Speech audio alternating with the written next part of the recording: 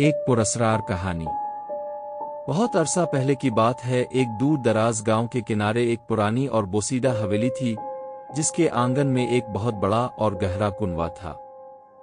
گاؤں والے اسے خونی کنواں کہتے تھے اور سورج ڈھلنے کے بعد اس کے پاس جانے کی ہمت کوئی نہیں کرتا تھا۔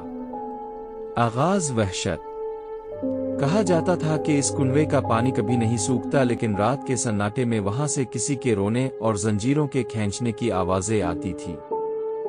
پرانے لوگ بتاتے تھے کہ صدیوں پہلے اس حویلی کے ظالم مالک نے اپنے کئی ملازموں اور دشمنوں کو قتل کر کے اسی کنویں میں پھینک دیا تھا، جس کی وجہ سے اس کا پانی کڑوا اور سرخ مائل ہو گیا تھا۔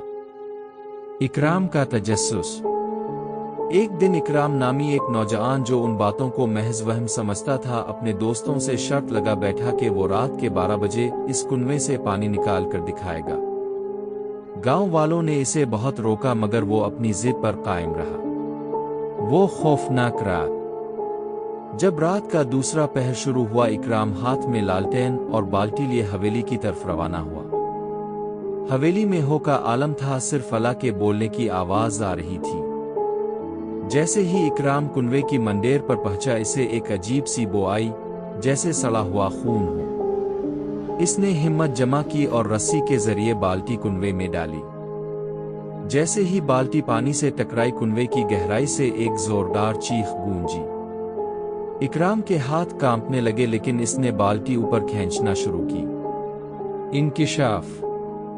بالٹی جیسے جیسے اوپر آ رہی تھی، رسی کا وزن بڑھتا جا رہا تھا، جیسے کوئی نیچے سے اسے کھینچ رہا ہو۔ جب بالٹی منڈیر تک پہنچی تو اکرام کے پیروں تلے سے زمین نکل گئی۔ بالٹی میں پانی نہیں تھا، بلکہ وہ انسانی بالوں اور سرخ مائع سے بھری ہوئی تھی، اور اس میں سے ایک سفید بے جان ہاتھ باہر نکلا ہوا تھا، جس نے بالٹی کو مضبوطی سے پکڑ رکھا تھا۔ انجام۔ اکرام خوف کے مارے وہیں گر گیا اور بے ہوش ہو گیا۔ اگلے دن جب گاؤں والے اسے ڈھونڈتے ہوئے وہاں پہنچے تو اکرام وہاں موجود تھا، لیکن اس کے بال سفید ہو چکے تھے اور اس کی زبان گم ہو چکی تھی۔ وہ بس بار بار کنویں کی طرف اشارہ کرتا اور لرزنے لگتا۔